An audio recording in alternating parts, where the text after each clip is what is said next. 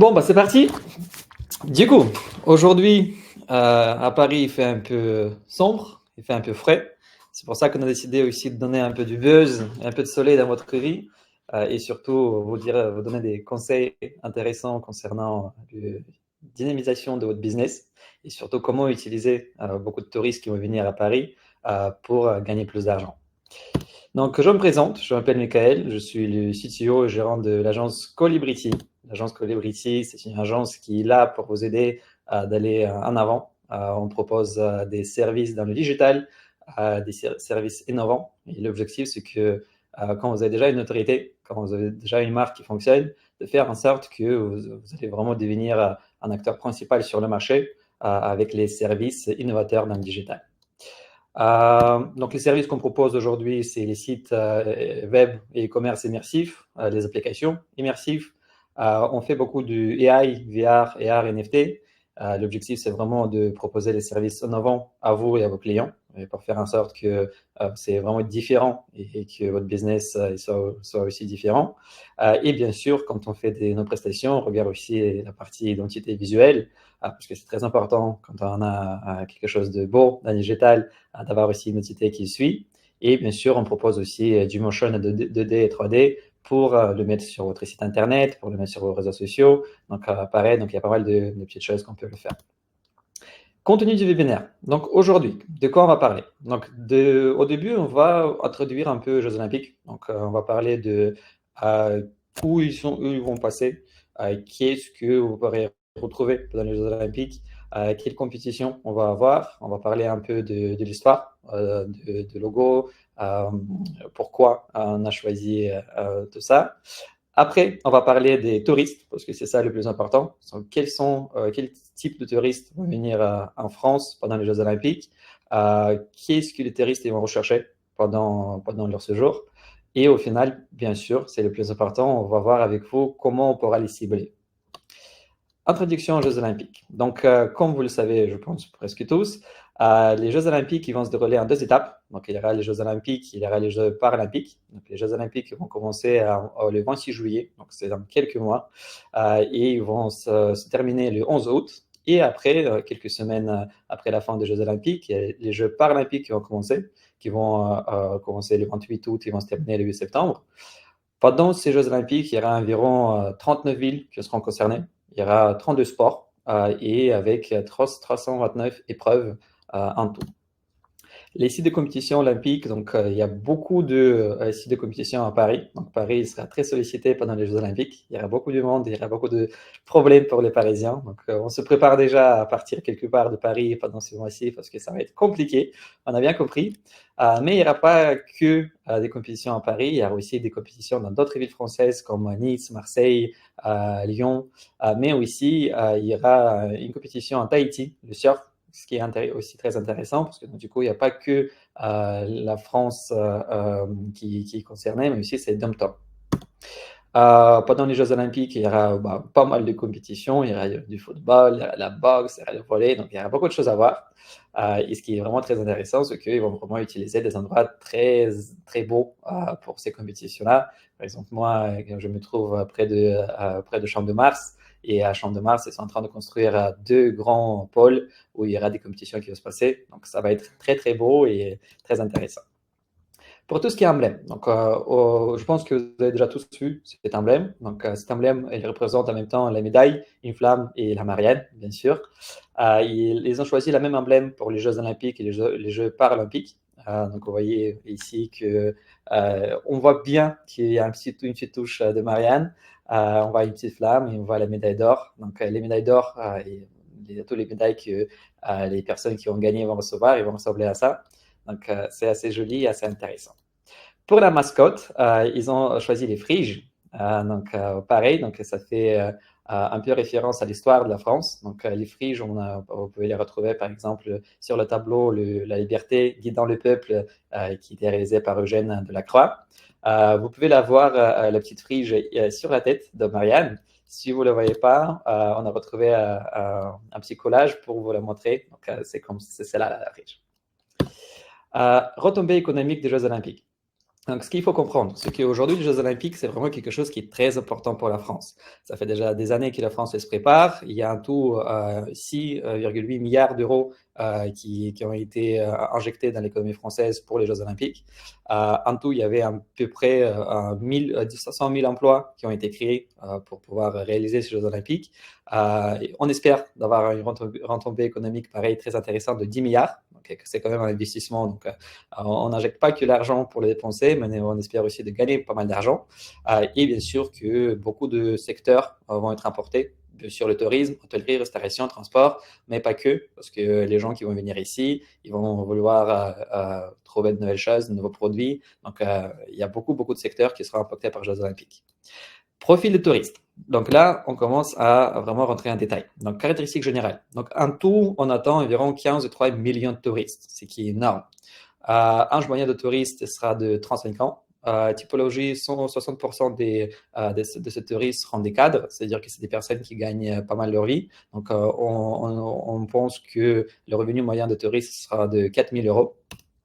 Parmi ces touristes, il y aura bien sûr des touristes français, ce sera la plus grande partie, donc 40% de touristes français.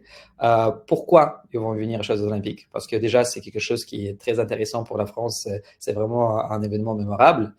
C'est pour ça que du français, on est assez fiers. Donc, il y a beaucoup de personnes qui vont venir pour voir un peu ce qui a été réalisé dans les villes, aussi pour supporter les athlètes français. Et bien sûr, ça sera du tourisme, parce que c'est aussi une raison supplémentaire pour aller voyager en France, parce qu'en France, il y a quand même beaucoup de choses à voir, et ça sera aussi une raison pour aller voir d'autres villes françaises et de voir ce qui a été réalisé pour les Jeux Olympiques. Les touristes européens hors la France, on pense qu'il y aura environ une trentaine pour cent des touristes européens qui seront pas français. Eux, pourquoi ils vont venir ici? Déjà pour découvrir encore une fois la France, parce que ça va être aussi une raison supplémentaire pour voyager, pour découvrir la France et ses monuments. Pour eux, c'est pas très loin. Donc, c'est-à-dire que pour eux, le voyage, ce sera un voyage qui serait assez court. Donc, c'est assez facile pour eux de venir en France pendant les Jeux Olympiques. Ils vont venir aussi pour profiter de l'ambiance. Donc, leur objectif aussi, c'est de faire la fête, un peu comme pour tous les touristes, mais vraiment de participer au maximum à tout ce qui va se passer pendant ces JO et tout ce que la France va organiser. Les attentes. Donc, pour eux, ce qui est important, c'est d'avoir la communication, pas qu'en français, mais en anglais, en espagnol, en autre langue. Bien sûr, le transport, c'est important parce que le transport, il faut qu'ils voyagent entre un site vers l'autre. Et bien sûr, qu'est-ce qu'ils vont vraiment espérer de voir, c'est beaucoup d'expériences intéressantes, donc des événements, des festivals, des fêtes, des choses qu'ils pourront faire et avoir des mémoires jusqu'à la fin de leur vie. Les touristes nord-américains, États-Unis et Canada, eux, ils sont un peu plus loin. Donc, eux, ils vont venir ici parce que, encore une fois, les Jeux Olympiques, c'est un événement qui est assez important aux États-Unis. Donc, il y a beaucoup de personnes qui le suivent. Ils vont venir ici pour pouvoir suivre les athlètes américains et canadiens, bien sûr. Bien sûr, ce sera aussi pour découvrir la France. Comme pour les autres types de touristes, ce sera un événement parfait pour découvrir les villes françaises et profiter de voyages. Donc, ils vont venir très souvent en famille ou avec les amis. Donc, ce sera des petits groupes pour, encore une fois, profiter de tout ça. Les attentes, c'est pareil. Donc déjà, c'est d'avoir de l'anglais, parce que si tout sera en anglais, ce sera un peu compliqué pour eux. Et leurs attentes, c'est vraiment de bien profiter de leur vie, donc d'avoir des bons restaurants, d'avoir des hôtels de luxe, d'avoir des expériences un peu VIP, donc vraiment des choses un peu haut de gamme. Les touristes asiatiques, il y aura environ 10% de touristes asiatiques. Eux, un peu comme pour les touristes américains, donc leur objectif, ce sera de venir, de faire du shopping, de faire vraiment, de profiter de la vie, pareil, de soutenir bien sûr les athlètes de leur pays, découvrir la France, sa patrimoine et sa culture. Pour eux, ce qui est important, c'est que il y a aussi les langues qu'ils parlent pour qu'ils puissent comprendre un peu ce qui se passe, parce qu'ils ne parlent pas tous anglais. Donc, c'est aussi intéressant faire la communication, par exemple, en mandarin, en autre langue asiatique. Eux, par exemple, dans Japon, Corée du Sud et Chine, ils sont déjà un peu dans une étape supérieure pour la partie digitale. Donc, ils sont très habitués de payer en Apple Pay, Google Pay, ils sont très habitués à utiliser le smartphone pour faire des achats, à faire des choses. Donc, ils vont aussi attendre que quand ils vont venir en France, ils pourront un peu faire la même chose qu'ils font dans leur pays et d'être vraiment dans le digital. Attendre des touristes en général, donc assister aux compétitions sportives, bien sûr, ça c'est vraiment le premier objectif, c'est de venir pour les Jeux Olympiques et de suivre les événements. Vivre une expérience unique et inoubliable. Donc là, je pense que c'est vraiment un point important parce que les gens qui vont venir ici, ils vont vraiment venir ici pour la fête. Et en fait, pour eux, c'est très important d'avoir vraiment une expérience qu'ils ne vont pas oublier jusqu'à la fin de leur vie. Découvrir la France et ses habitants, découvrir les produits français. Ça aussi, c'est important parce que beaucoup de touristes qui vont venir ici, ils vont vraiment essayer de retrouver des petits produits intéressants locaux qui sont produits en France. Donc, ça peut être intéressant aussi pour ces producteurs d'utiliser ce touriste pour faire la promotion. Et bien sûr, faire des rencontres. Donc, l'objectif, c'est de parler, de faire la fête entre ses amis et aussi avec d'autres personnes qui seront présentes lors des Jeux Olympiques. Comment cibler les touristes? Donc là, on va vraiment rentrer dans le vif du sujet. Comment on va les cibler et comment on peut vraiment les intéresser?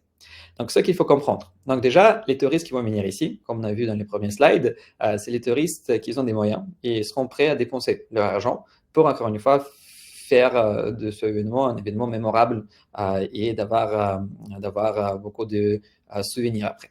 Les touristes seront ouverts à la découverte de nouveaux produits. Encore une fois, ils vont essayer de trouver des choses intéressantes. Donc, ils seront ouverts à tester, à voir, à acheter. Les touristes vont chercher à vivre une expérience afin de vivre des émotions. Pareil, donc là, c'est vraiment les émotions qu'ils vont chercher. Il y a beaucoup de sociétés qui le comprennent. Donc, il y aura beaucoup de publicité. Il y a déjà beaucoup de choses qui sont mises en place pour intéresser ces touristes. Donc, ils seront sursollicités par la publicité digitale et physique. Ce qu'il faut faire, c'est réaliser une campagne marketing axée sur les Jeux Olympiques, offrant une expérience unique qui mouvra les touristes. Donc l'objectif ici, c'est vraiment de faire quelque chose un peu innovant, de faire quelque chose qui sera différent des autres pour intéresser ces touristes-là et pour que parmi tous les autres, ils choisissent vous et pas vos concurrents. Comment on peut attendre ces touristes? Donc, nous, on a choisi 3 grands pôles. Donc, il y a le contenu, publicité dans les réseaux sociaux, et il y a les influenceurs, il y a le site web plus SEA. SEA, pour ceux qui ne savent pas, c'est la publicité payante dans Google. Contenu, publicité sur les réseaux sociaux. Donc déjà, il faut comprendre que là, nous, on a choisi 3 réseaux sociaux qui sont pour nous les plus intéressants aujourd'hui. C'est Instagram avec 2 milliards d'utilisateurs actifs avec un coût moyen par clic de 3,56. Twitter avec 1,2 milliard et TikTok avec 372 millions. Donc, il y a quand même beaucoup de personnes qui sont sur ces réseaux sociaux et ça peut être vraiment intéressant de cibler les touristes grâce à ces réseaux sociaux. Les avantages de faire du contenu et le publier sur les réseaux sociaux, c'est que les réseaux sociaux, c'est assez rapide. C'est-à-dire que si vous faites une petite vidéo, vous faites une publicité et le cibler, donc il y a beaucoup de personnes qui peuvent le voir. Et ce qui est intéressant, c'est que vous pouvez assez bien cibler votre public avec les réseaux sociaux. Vous pouvez choisir l'âge, vous pouvez choisir les intérêts, donc il y a quand même beaucoup de filtres. Donc vous pouvez vraiment essayer d'attendre votre cible pendant les Jeux Olympiques avec ces réseaux sociaux. Les inconvénients, c'est que si vous n'avez pas encore de réseaux sociaux, si vous n'avez pas encore du contenu, si vous n'avez pas encore d'autorité, ça peut être un peu compliqué à la mettre en place. On ne parle pas de la publicité, on parle du contenu en général. Après, avec la publicité, même si votre compte Instagram ou votre compte dans les réseaux sociaux n'est pas très actif, vous pouvez quand même, grâce à la publicité, cibler et intéresser les personnes. Et aussi la deuxième problématique, c'est que beaucoup de personnes font aujourd'hui la publicité sur les réseaux sociaux. Donc, comment se distinguer? Donc, comment faire en sorte que les personnes, quand ils vont voir votre post sur Instagram, elles s'intéressent et cliquent et elles achètent après. Influenceurs. Donc, influenceurs, pareil, c'est quelque chose qui est très intéressant pour cibler les touristes. En tout, il y a environ 150 000 influenceurs en France, ce qui est quand même beaucoup. En tout, les performances de marché, c'est environ 200 millions par an. Donc, les performances, ça veut dire combien les influenceurs ils gagnent de l'argent, donc combien on paye les influenceurs pour pouvoir faire la publicité chez eux. Ce qui est bien avec les influenceurs, c'est que les influenceurs, ils ont déjà une cible qui est très définie. C'est-à-dire qu'ils ont déjà leur propre, des personnes qui les écoutent. Et ce qui est très intéressant, c'est que chaque influenceur, ils ont leur propre cible. Et en fait, quand vous allez choisir un influenceur, vous allez choisir un influenceur par rapport à ça, par rapport aux personnes qui les regardent. Donc, si vous comprenez aujourd'hui que, par exemple, vous êtes, pour vous, c'est vraiment les jeunes qui sont intéressants, bah là, du coup, vous pouvez être un influenceur qui parle plus aux jeunes, par exemple, dans le milieu du digital. Et donc, du coup, si vous allez faire la publicité chez lui, bah, il y aura tout ce public qui sera touché. Ce qui est bien aussi, c'est que ça renforce la crédibilité de la marque. C'est-à-dire que s'il y a un influenceur qui est connu, qui va parler de vous, si par exemple demain il y a Kanye West qui parle de vous, bah là, vous êtes très très bien parce qu'il y a une grande influence sur les personnes qui le regardent. Et s'il va dire que bah, il faut acheter chez vous, bah, il y a des très grandes chances que les gens ils vont directement aller acheter chez vous. Les inconvénients, c'est que déjà, ça coûte assez cher. Donc, les influenceurs, vous avez vu les performances marché, d'habitude, c'est à partir de 1000 euros. Donc, après, ça peut monter très, très haut. Ça dépend des influenceurs. Donc, il faut avoir quand même un petit budget pour ça. Et après, ce qui est aussi très important à comprendre, c'est qu'un influenceur, ça peut être très, très bien pour votre crédibilité, mais ça peut aussi ça peut aussi faire le contraire. C'est-à-dire que si vous choisissez un influenceur qui est, par exemple, pas très réputé ou qui avait des histoires un peu bizarres quelque part, bah là, en fait, si vous allez faire la publicité chez lui, bah, toute sa notoriété va aussi jouer sur votre business. Donc, si vous allez choisir des influenceurs, c'est très important de bien faire le choix, de bien analyser pour ne pas avoir de problèmes par la suite. Site web plus SEA. Donc SEA, encore une fois, c'est la publicité payante que vous pouvez voir sur Google. Donc en tout, il y a environ 81% en 2023 des personnes qui cherchent en ligne à en acheter. C'est-à-dire que même s'ils vont voir les publicités sur Instagram ou sur d'autres réseaux sociaux, il y a de très grandes chances qu'ils vont aller après sur site internet pour voir un peu qu'est-ce que la marque fait en général, voir les retours clients. Donc les gens, ils sont méfiants parce qu'encore une fois, il y a beaucoup de personnes sur le marché, il y a une grande concurrence. Donc, ils préfèrent de vérifier. Donc, c'est important d'avoir un site qui soit bien référencé, un site qui soit beau et un site qui va mettre en confiance la personne qui va venir le visiter.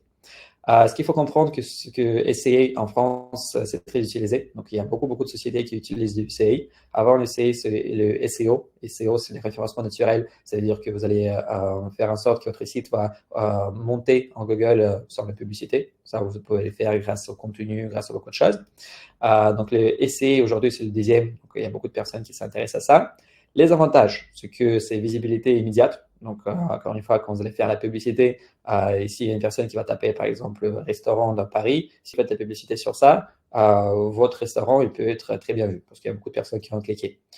Et pareil comme avec la publicité sur les réseaux sociaux, avec la publicité sur Google, vous avez la possibilité de bien cibler votre persona. Donc, de bien choisir l'âge, de bien choisir les intérêts, etc. Donc, vous pouvez vraiment parler à votre typologie de client. Les inconvénients, c'est que ça a un coût.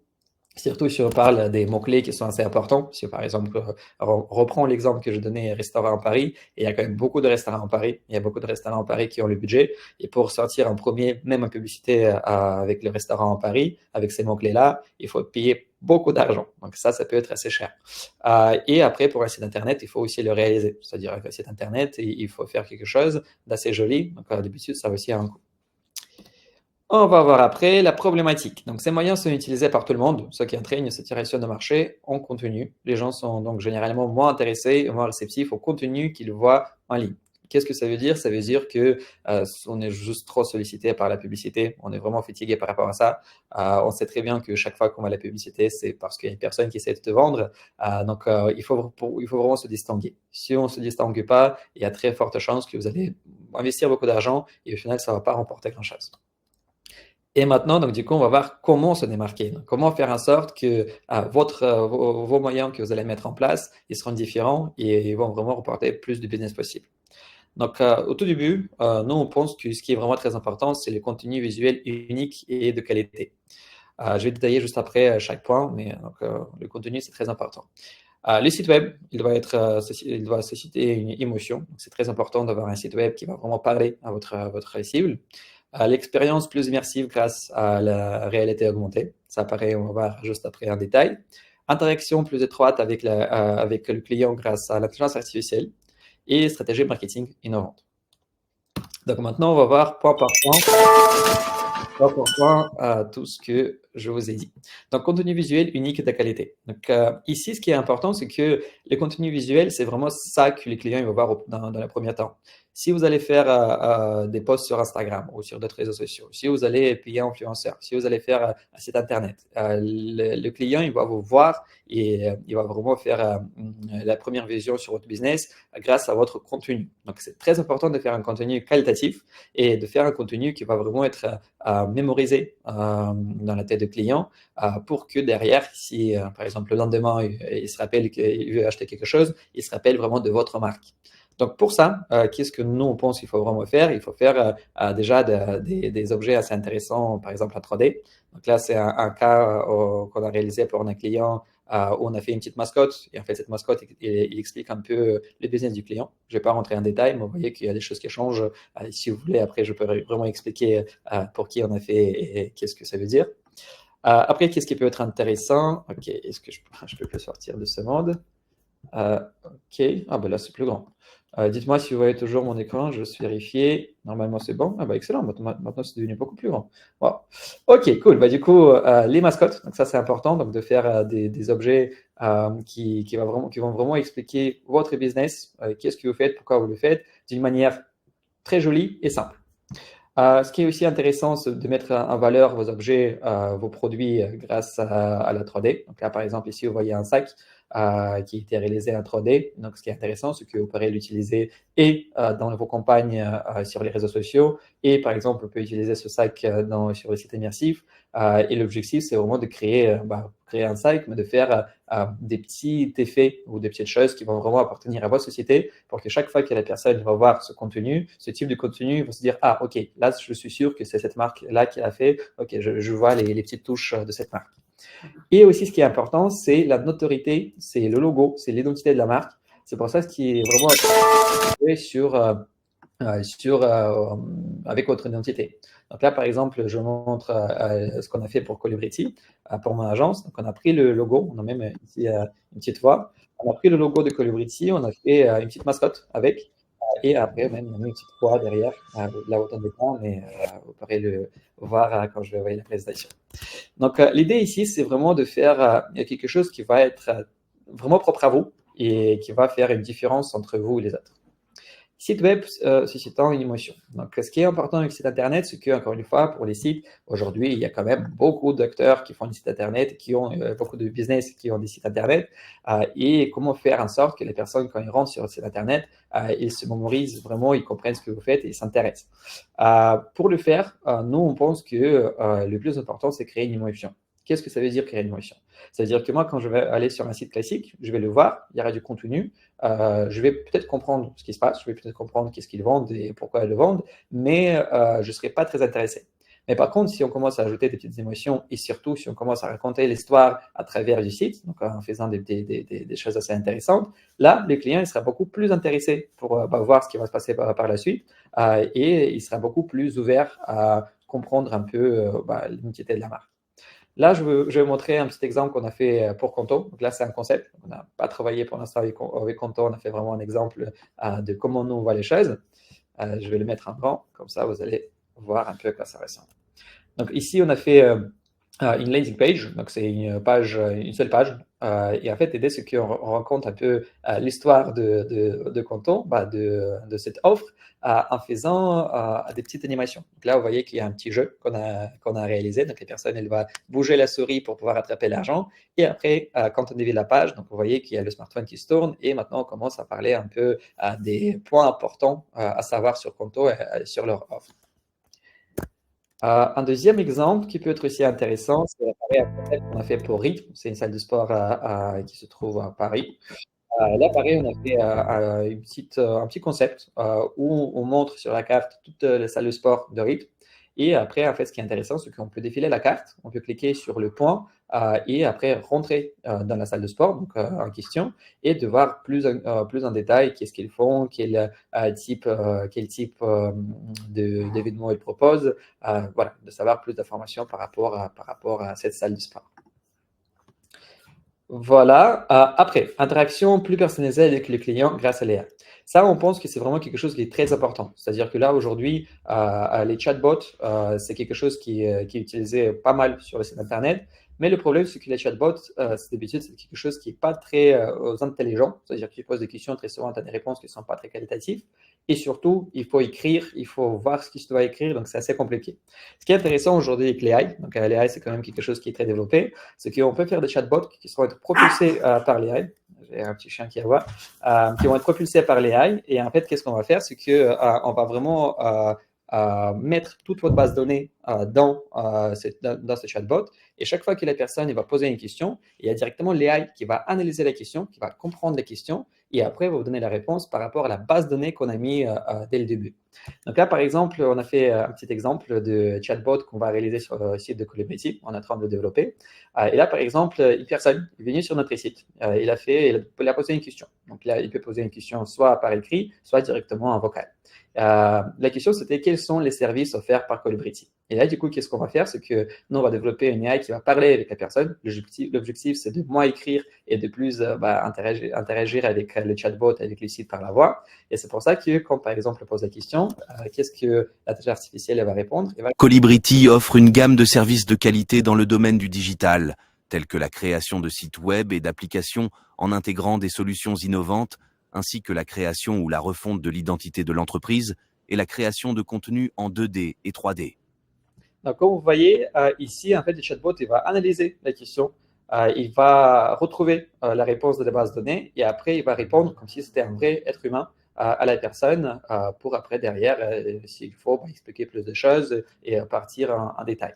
Ce qui est intéressant, c'est qu'avec le chatbot et avec l'AI, on peut vraiment faire des choses très poussées en termes de personnalisation. On peut, par exemple, prendre une voix de la vraie personne de la société, de faire en sorte que l'AI va apprendre un peu la tonalité de la personne, comment elle parle.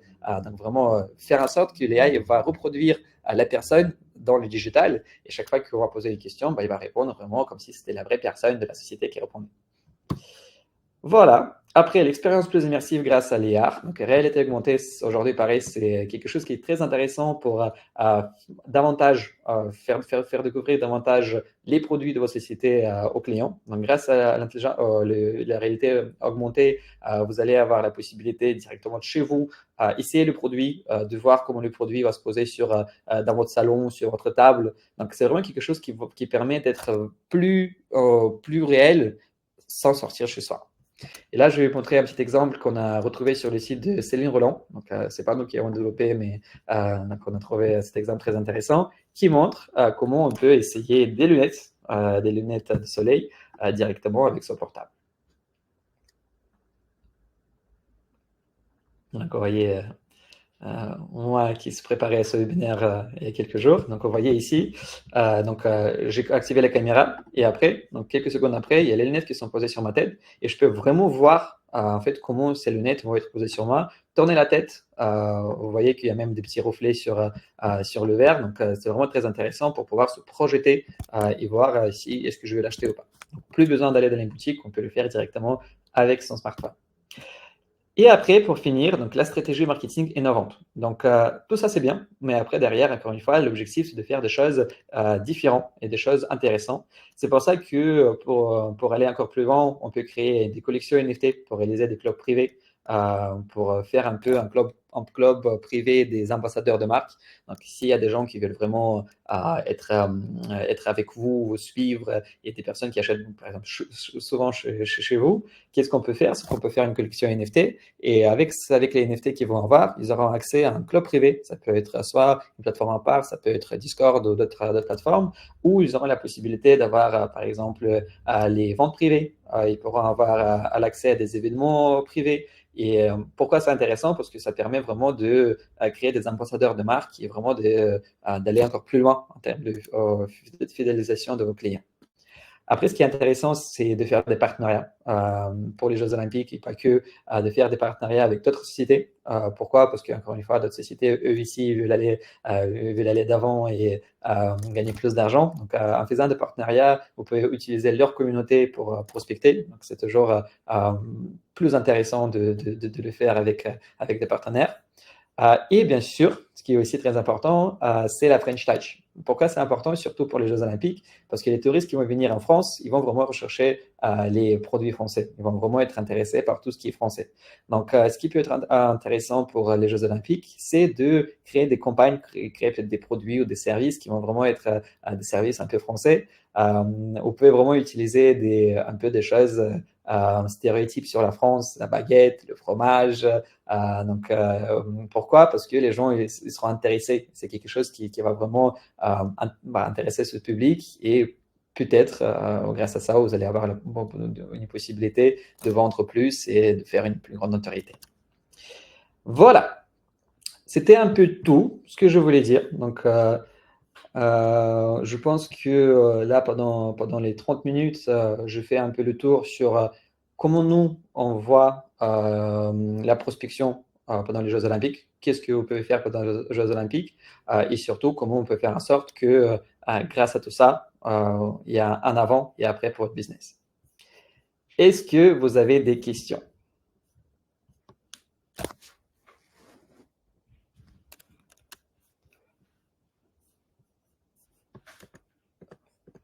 Quelqu'un?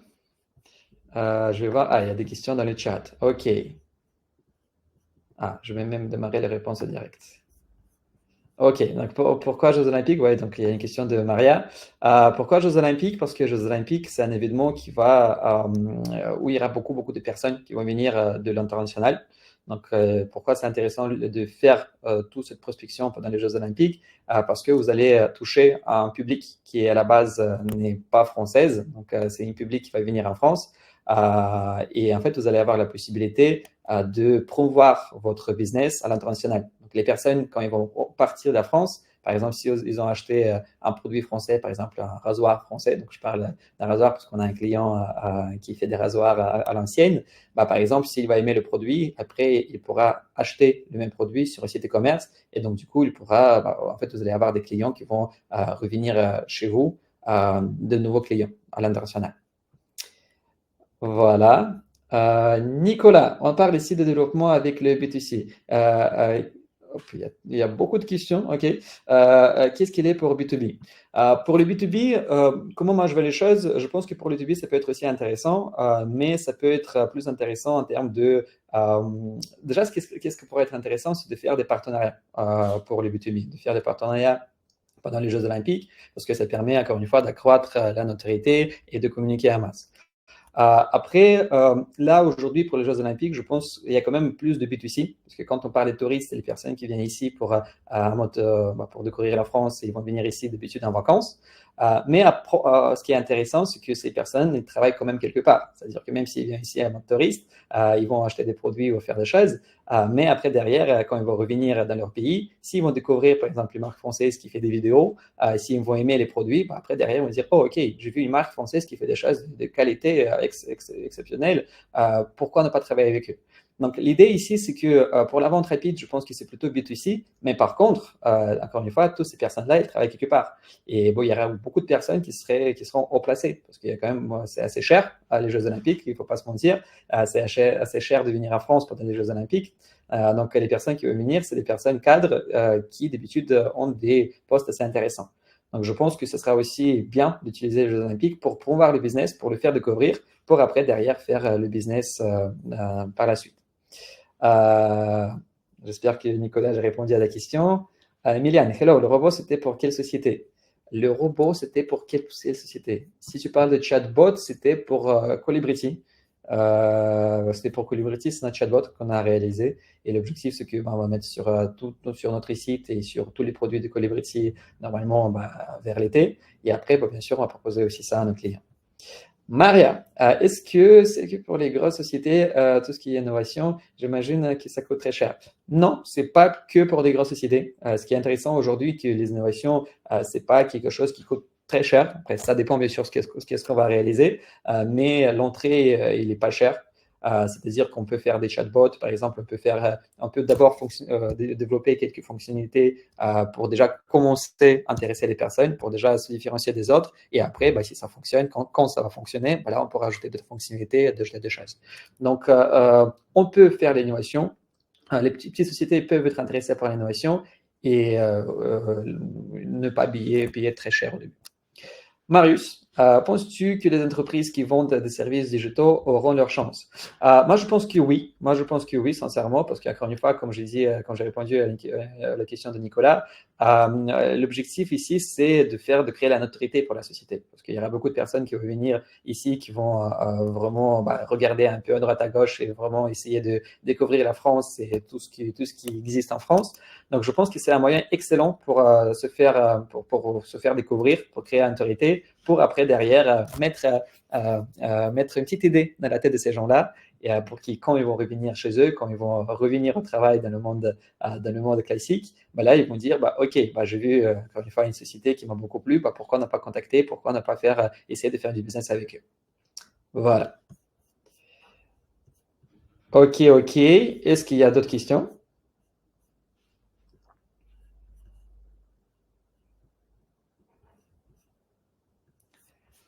Ok, plus d'autres questions. Excellent. Bah, j'espère que ce webinaire vous a plu. C'était notre premier webinaire qu'on a lancé, donc c'est pour l'instant c'est encore un mode test, mais on va avoir beaucoup de webinaires dans les futurs proches. Donc on va vraiment progresser.